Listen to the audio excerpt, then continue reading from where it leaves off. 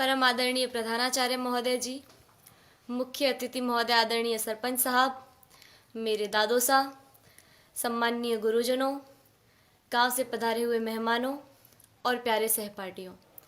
26 जनवरी को गणतंत्र दिवस के रूप में मनाया जाता है, ये तो हम सबको मालूम है।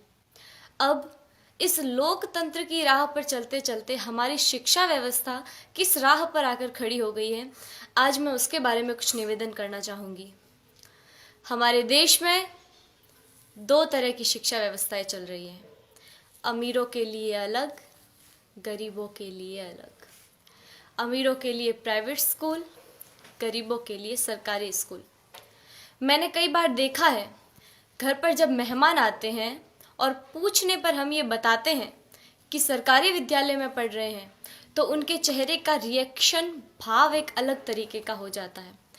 तब मुझे बड़ा दुख होता है।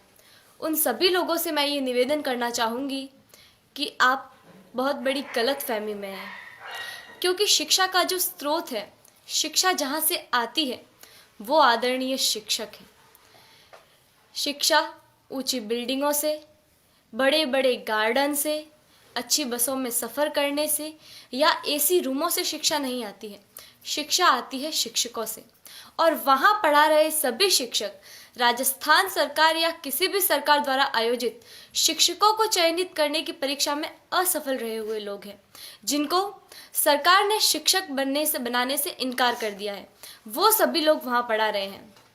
हमारा सौभाग्य है कि हम जिस विद्यालय में पढ़ रहे हैं, वहाँ के शिक्षक राजस्थान सरकार द्वारा आयोजित शिक्षकों को चयनित करने की परीक्षा, जिसमें लाखों लोग भाग लेते हैं, उन लाखों लोगों में से चुने हुए शिक्षक हैं, जिनको राजस्थान सरकार ने शिक्षक बनने के योग्य समझा है। हमारा सौभाग्य है कि हमें ऐसे ट्रेंड टीचर पढ़ा रहे हैं। मुझे गर्व है कि हम अच्छे हाथों में हैं।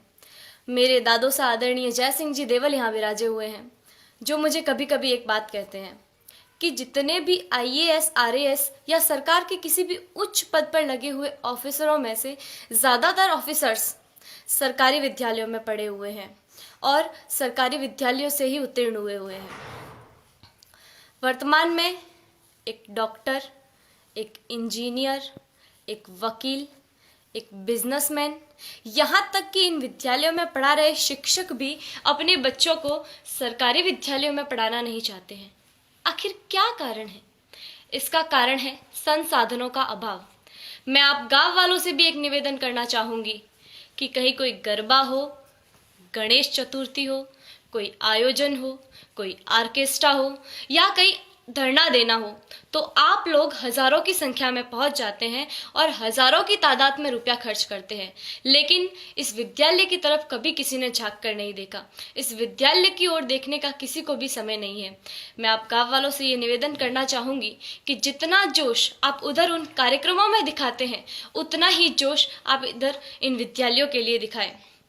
भविष्य में संजोगवश हम सरकारी विद्यालयों में पढ़ रहे छात्रों में से कोई प्रधानमंत्री या और कुछ बन गया, तो सबसे पहले तो हम ये कोशिश करेंगे कि भारत की तमाम सरकारी स्कूलों को एक उच्च स्तर पर ले आए, ताकि भविष्य में भारत में एक ऐसा समय आए कि सभी बच्चे सरकारी विद्यालय में पढ़ रहे होंगे।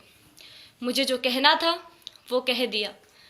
मैंने जो कहा वो गलत है या सही, मुझे नहीं पता।